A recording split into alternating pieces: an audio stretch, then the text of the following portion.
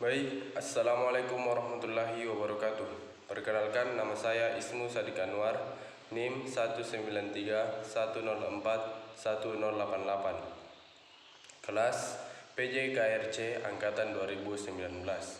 Saya akan mempresentasikan hasil dari PowerPoint saya yang berjudul Cedera Olahraga.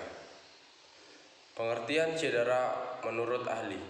Menurut Graha dan Priyo, cedera atau trauma adalah kelainan yang terjadi pada tubuh yang mengakibatkan timbulnya nyeri, panas, merah, bengkak, dan tidak dapat berfungsi dengan baik pada otot, tendon, ligamen, persendian maupun tulang akibat aktivitas gerak yang berlebihan atau kecelakaan.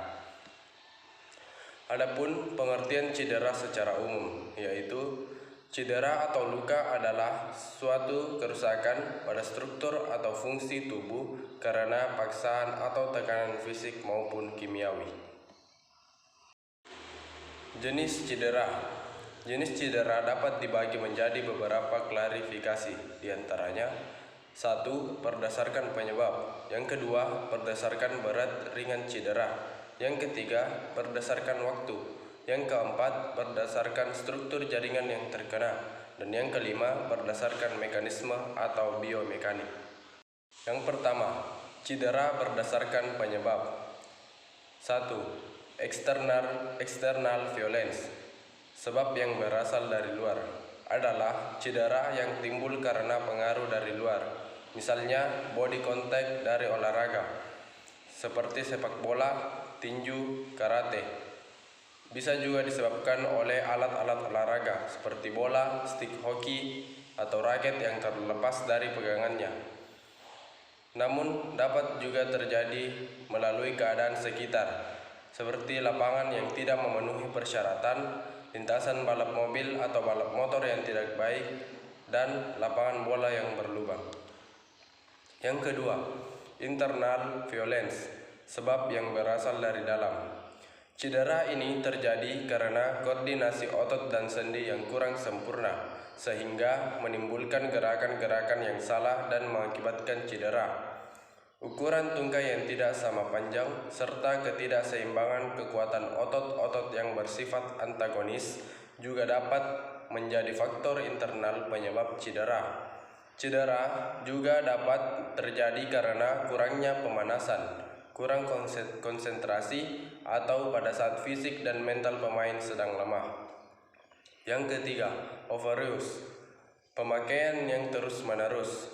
Cedera ini timbul karena pemakaian otot yang berlebihan dan terjadi berulang-ulang, sifatnya biasanya perlahan-lahan atau bersifat kronis. Jenis cedera berdasarkan berat ringan. Berdasarkan berat ringannya, cedera dapat diklarifikasikan menjadi 1. Cedera ringan. Cedera yang tidak diikuti kerusakan yang berarti pada jaringan tubuh kita, misalnya kekakuan otot dan kelelahan. Pada cedera ringan, tidak diperlukan pengobatan apapun, dan cedera akan sembuh dengan sendirinya setelah beberapa waktu.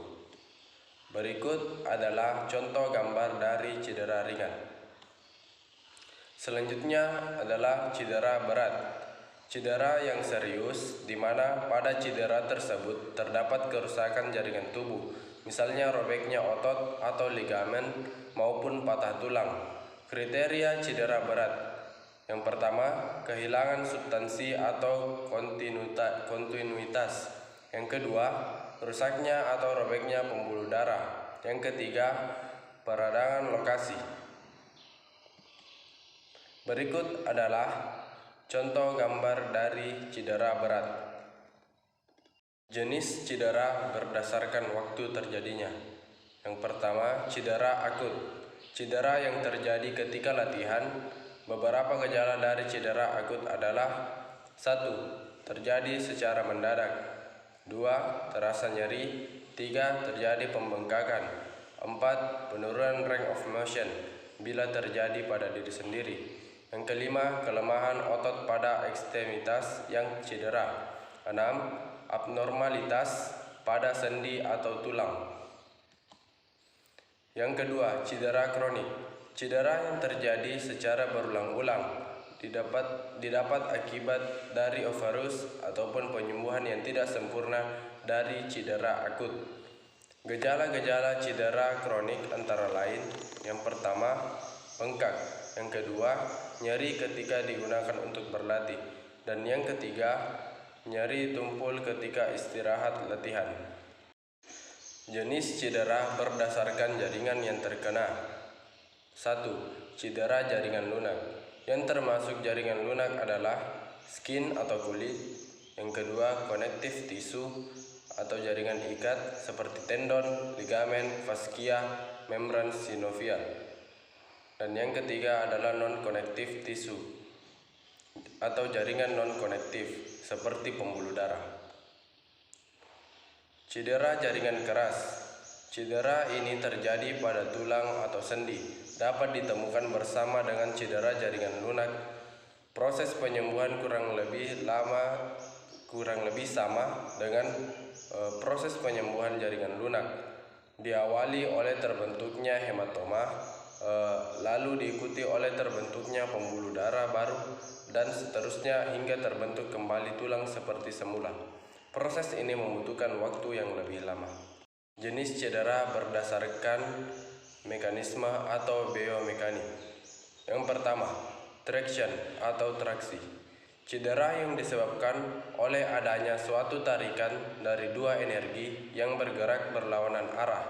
Bagian yang teregang tersebut dapat mengalami cedera traction. Yang kedua, compression. Cedera yang disebabkan oleh dua energi yang berasal dari arah yang berlawanan menuju ke satu titik. Daerah yang menerima energi di satu titik inilah mengalami cedera compression. Yang ketiga, bending atau bengkokan. Cedera yang disebabkan oleh adanya bengkokan, biasanya hiperfleksi atau hiperekstensi, sehingga ada bagian yang overstretch. Bagian yang overstretch inilah yang akan mengalami cedera bending. Yang keempat, torsion atau putaran.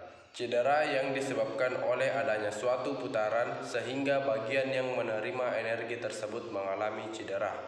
Yang kelima adalah shear stress atau tekanan memotong. Cedera yang disebabkan oleh adanya energi yang arahnya berpotongan, sehingga bagian yang merupakan titik perpotongan arah energi inilah yang akan mengalami cedera shear stress. Yang keenam adalah overload atau beban berlebihan. Cedera overload adalah cedera yang disebabkan karena bagian tertentu menerima suatu beban yang melebihi batas yang dapat diterimanya sehingga timbul cedera. Yang ketujuh adalah overuse atau beban berulang.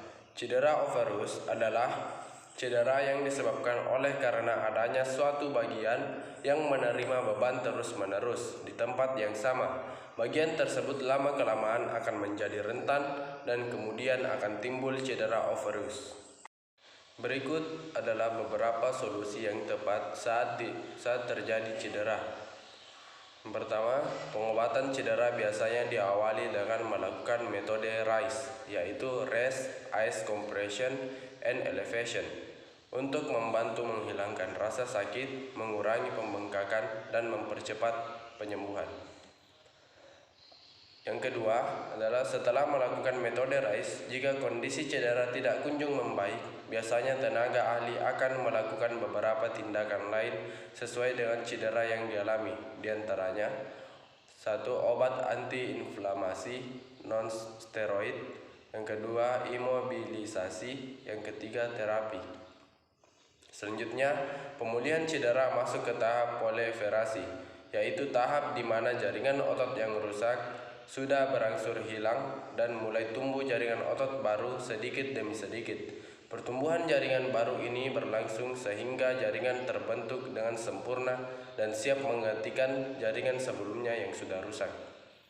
Tahapan terakhir pada pemulihan cedera adalah tahap rehabilitasi. Pada tahap ini, bagian tubuh yang mengalami cedera dilatih dan mulai digerakkan secara perlahan-lahan dan bertahap untuk mengembalikan fungsi normalnya, termasuk pemulihan kekuatan, daya tahan, dan fleksibilitas Tahap ini tidak boleh dilakukan dengan terburu-buru agar cedera dapat sembuh total dan tidak menimbulkan cedera berulang. Ya, itulah ada banyak hal yang dapat dilakukan untuk meminimalisir terjadinya cedera, diantaranya yaitu gunakan perlengkapan olahraga yang benar dan sesuai. Lakukan pemanasan dengan baik sebelum melakukan olahraga. Gunakan teknik yang tepat. Gunakan waktu istirahat yang baik. Perhatikan asupan cairan dan makanan. Dan yang terakhir adalah lakukan peregangan setelah melakukan olahraga. Ya, itulah tadi hasil dari presentasi PowerPoint saya. Lebih dan kurangnya mohon dimaafkan. Wabillahi taufiq wal hidayah. Wassalamualaikum warahmatullahi wabarakatuh.